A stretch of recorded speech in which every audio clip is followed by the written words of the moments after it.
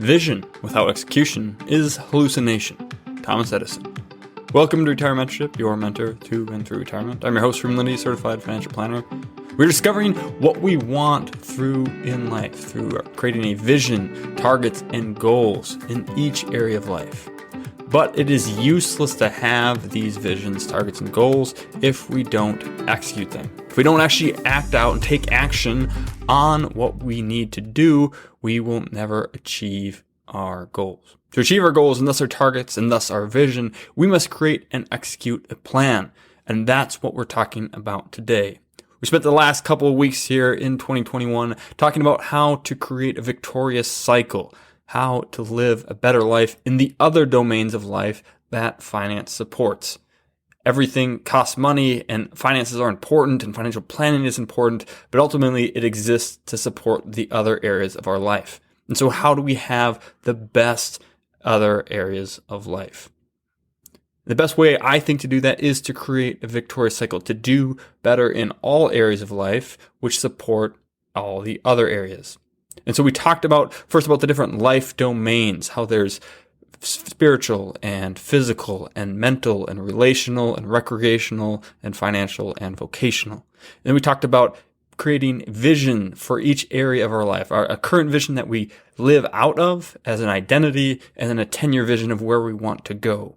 And that's supported by targets and goals that we talked about last week and how to create those, and so we can take milestones and work towards that ultimate vision of what we want our life to be. But unless we have a plan to get there, and unless we actually execute on that plan, they will never come to be. You also may have heard that a goal without a plan is just a wish. We don't want to do more than wish. We want to have goals and move towards our preferred life. So we want to talk about two things today, then planning, and then the second one would be execution. And so let's jump into it. First, planning. A lot of people think that planning is a waste of time, that we already know what we need to do, so let's just do it. Let's not sit around wasting all this time planning. I know what I need to be doing. I just need to go out and do it. I'm not going to spend a bunch of time planning things. I already know what to do. But if that were the case, you would already be executing at the highest level possible, and you wouldn't even be listening to this in the first place. The only reason you're still listening is you think maybe there's something in here that will help you move towards a better life. And all of us know we can do better, and part of that is planning. We don't want to just act.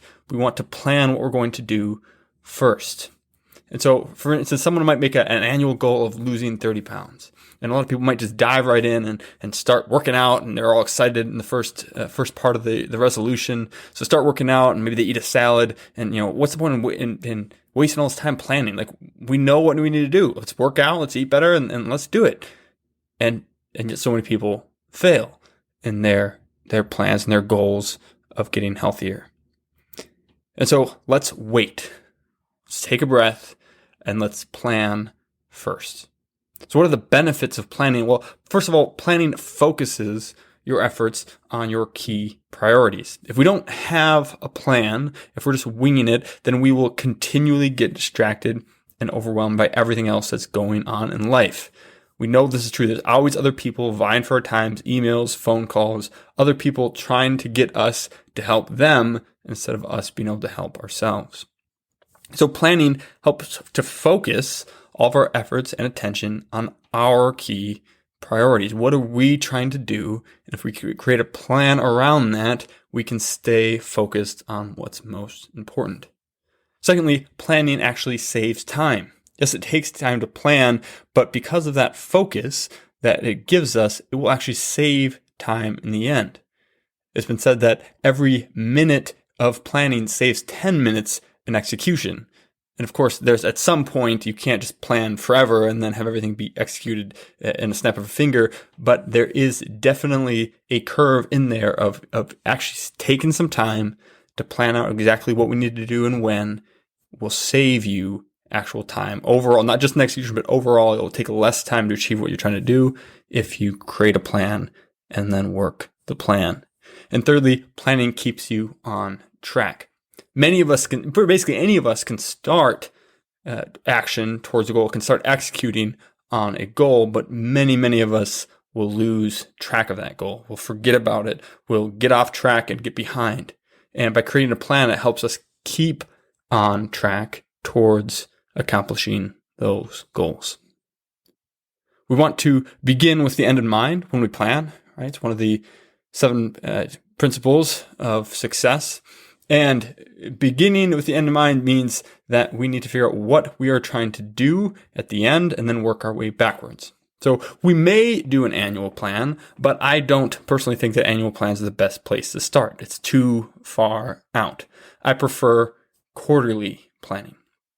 To plan in 13 or 12-week segments, not in annual segments. Because here's the thing, life happens weekly, not monthly. Life happens by the day of the week, not the date of the month. We often, work Monday through Friday, not the 1st through the 5th. Maybe it's the 1st through the 5th, but most of the time it's Monday through Friday or Tuesday through Sunday or whatever your work schedule is. It's by day of the week, not date of the month.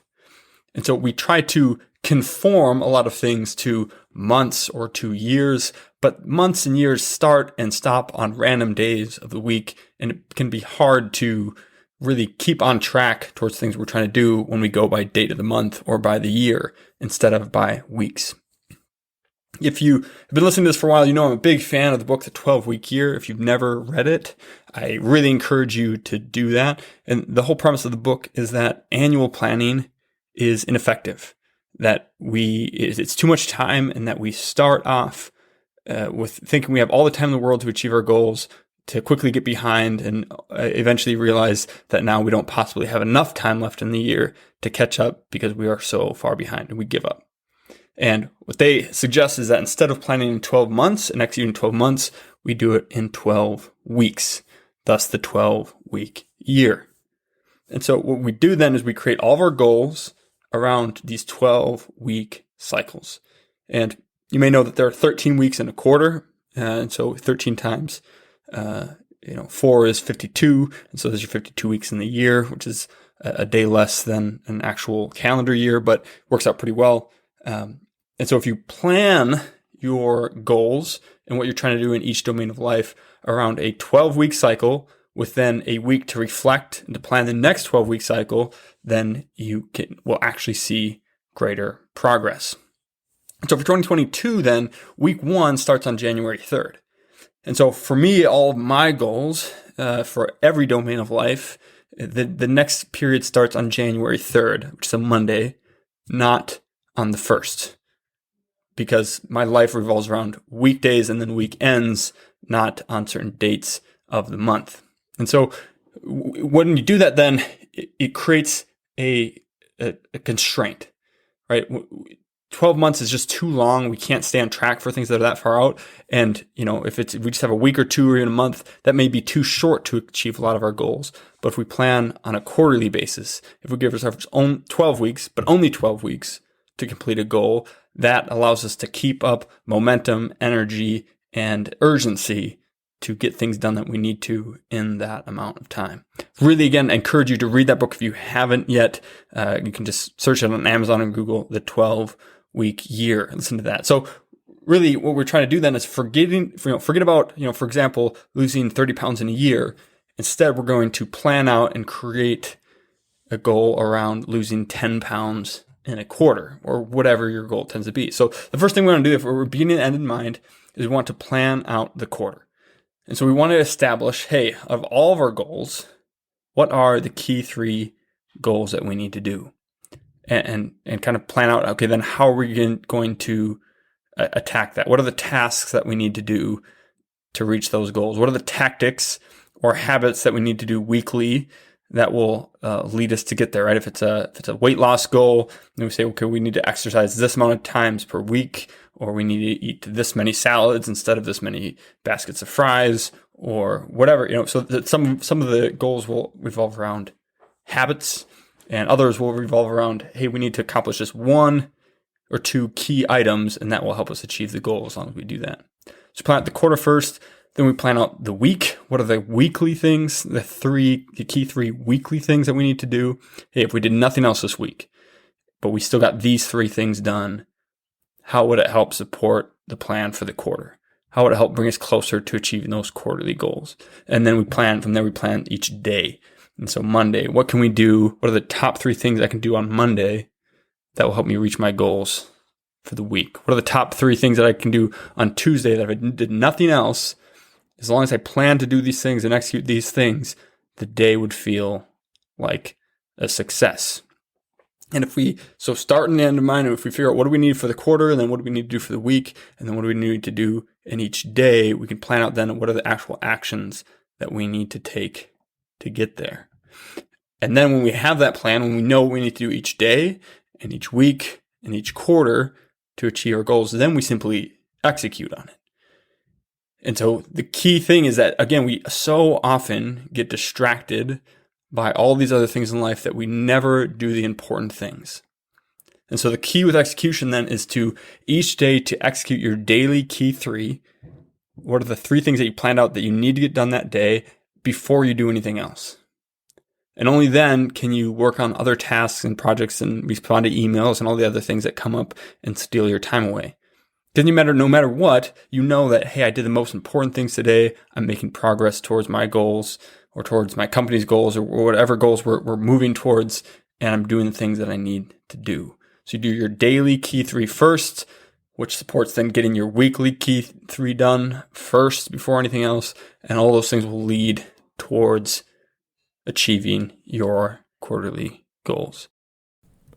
In the book, The 7 Habits of Highly Effective People, Stephen Covey outlines the important versus urgent quadrants. So if you imagine 4 boxes with a vertical and horizontal axis, right? So on the top, we have things that are important, and on the bottom, we have things that are not important, right? And on the left, we have things that are urgent, and on the right, we have things that are not urgent. Right, so you have 4 boxes. Right, so the top left one are items that are important and urgent. The top right is items that are important but not urgent. And then in the bottom left, we have not important items that are urgent. And in the bottom right, we have items that are neither important nor urgent. And so everything that we do in life, all of our tasks, all the things that we spend time on, fall somewhere in these quadrants, right? And they can fall anywhere inside the quadrants or in any of the quadrants, right? So think about, so there are many things in life that we do that are important, and there are many things in life that we do that are not important, and the things that are urgent, things that are not. And so if you think about it, where should we be spending our time? Between urgent and important and the lack thereof, where should we be spending our time? And if we think about it, right, no one should spend any time in items that are not urgent and not important. They don't need to get done anytime soon, and they're not important to begin with. And so we shouldn't do those at all. Of course we do, because sometimes we escape to those items. They're easy items. We don't want to focus on the work that we really need to do. We're delaying. We're coming up with excuses. So we're working on things that we claim need to get done, but really they're not important and they're not urgent. Where we also might find ourselves are in urgent but not important items, right? Someone emailed us and they need something right now, and so we abandon everything else we were trying to do in order to work on that request. We're doing things that are constantly urgent, things that have deadlines or things that we feel like have deadlines we need to get done right now, but they're not important. They're not the things that will advance our vision and get us where we need to go. Many people feel like then that we should spend all of our time on important and urgent things. It's important, and so therefore we must do it, and it's urgent, it needs to get done right now. But truly, the ideal place to be is constantly working on items that are important, but not urgent. That we've planned so well and executed so well that we're always on top of things. We're never in that urgent category, but we are always working on things that are important. It gives us a lot of fulfillment and purpose because we're only working on the things that are most important to us and what we're trying to achieve. It allows us a lot of peace about our lives because we're not constantly in the urgent stress mode of things need to get done right now. That is the best place to be working. The best place to be working is on items that are important and not urgent. Never work on items that are not important. It can be very easy to get sucked into these, but we should be spending all of our focus on working only on important items. And certainly if it's important and urgent, we're going to need to give that some attention, but the goal would be to work towards being so on top of things that we are only working on items that are important, but they're not yet urgent. So that's the best place to be, but you need a system to stay on track, to track what you need to do in order to get there. And here's, I think one of the things that we fall into is that we try to remember all of these things, all the things we need to do and keep up, and all the plates that we have spinning.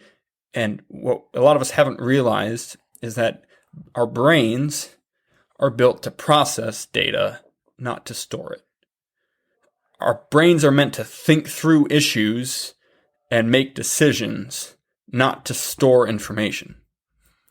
And, if you think about it with a computer, we have a hard drive which stores all the data, and then you have a computer processor which churns through it. And as you click things, it goes and finds the data that you need in the hard drive and executes that. And a lot of us, we think our brain is a hard drive. So we're constantly trying to remember everything we need to do and remember all the places we have spinning and our priorities. And that's not what it's for. So what we need to do instead is have some other system to remember our goals, remember our priorities, remember our tasks, and to have those things, our system remember all those things, and then only use our brain to process those, not to remember them. And so you should try not to remember anything. And planning is key, right? If you plan out, hey, here's all the things I need to do, and you have those written down, you've captured everything, then you don't need to remember any of that. You already know, you've got your goals and your visions written out. So you don't need to remember them. They're written. And as you review them a lot, you probably will end up remembering them. But as long as they're written and you're reviewing them constantly, you don't need to remember them. You just need to review them. And as your key quarterly tasks and your key weekly tasks and your key daily tasks, if they're written out and you have that all planned, then you don't need to remember all these important things that you need to do. It's all captured already. And you can just go to that day of the week. It's a Tuesday. You get into work and you pull out your list and you say, hey, here's the key three things that I need to do. And as long as I get these 3 things done, I can just use my brain power to work through these 3 things, and I'll feel good about the day, and I'll have accomplished great things that day. And I can feel at peace and fulfilled about those things. Then Wednesday, same thing. It allows you to leave work at work and to be present with your family, to create a victorious cycle where you're achieving things at work, allows you to keep it there and be present with your family and enjoy them and do fun recreational things together with your friends and your community, and to have time to spend on your health and becoming strong and energetic. And all these things play together. And part of it is having some system to keep all that straight. And there's lots of tools out there that you can use. There's digital tools I've used in the past. I like To Do, which is like the number 2, and then DO, To Do, or Todoist, 2 separate digital to-do lists that make it very easy to capture different tasks that you need to do and plan out, hey, what's the priority here, to put things out in the future, like, hey, that way I don't have to remember to do this because my to-do list will remember it for me, right? And as long as I log into that each day and see what my items are, I just work through those items instead of having to try to remember to do things. So those have been very helpful to me in the past. This past year, I've gotten more into handwritten planners. There's a lot of science behind the act of writing things out by hand that help the brain remember it better and help it to process through things. To handwrite out your goals is a better way to make them real to you than to simply type them out. And so we've really gotten to that. The full focus planner we've used for a long time. And then I actually, that's great. So you can Google that, full focus planner. It's by Michael Hyatt and company. They're the same ones that wrote Free to Focus, which I've recommended and enjoy. You should read that too. So that's a really good place to start as well if you like more of the handwritten stuff. We actually found that it wasn't quite enough, and so we created our own called the Victorious Planner that we've used in my work and in my life, and it's great. It allows me to, again, capture everything I need to do, what's important in my life, and all the different life domains, and to create it kind of has a system for writing out my vision and my targets and my goals, and creating a plan, a weekly and daily plan to move myself further along in all of those areas. And it really, I just created it because I needed it, and it's been really helpful to me. It's part of the reason we were able to achieve so many of our goals here this past quarter. It's just keeping all that straight. And I made it just for myself and my team, and just I recently decided to make it available to anyone else. So again, a couple of tools I'd recommend. Search different digital to-do lists like Todoist or To-Do, or if you like planners, you can search the Full Focus Planner on Amazon or just Google it. Or if you'd like to explore the one that we created, you can go to victoriousplanner.com and it will pull up the planner that I think is a really good tool for help and providing a system and a framework for you to create a victorious cycle in your life as well. So again, if we're planning out, if we have a vision and targets and goals for what we're trying to do, and we create a plan for what we need to do quarterly and weekly and daily to get those things done, and then we can just spend our time executing that plan, executing on those key priorities, and spend more of our time working on really important things that are not urgent, right? That you have that fulfillment and be able to leave work at work and to enjoy life with our family and friends and be less stressed.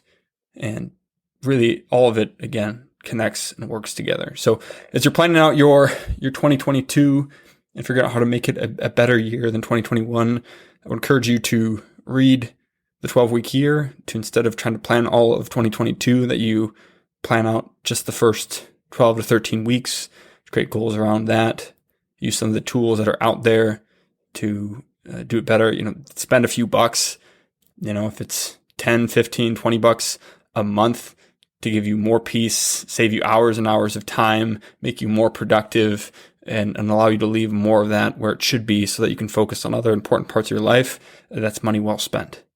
All right. We spend anywhere from 10 to 40 bucks a month on entertainment subscriptions to Netflix and Hulu and all these other places. I think we can afford to spend 10 to 20 bucks a month on systems that will help us to improve and to be more productive and more peaceful than we would otherwise be. So there's a few resources. We'll have links to all those in the show notes for the podcast. You can find that, or you can go to retirementship.com/47, like the digits 47, retirementship.com/47, which will bring you to the article for this podcast. And there shall be some links there to the different resources that we've mentioned. That's it for today, and we will see you next week on the Retirement Ship Podcast.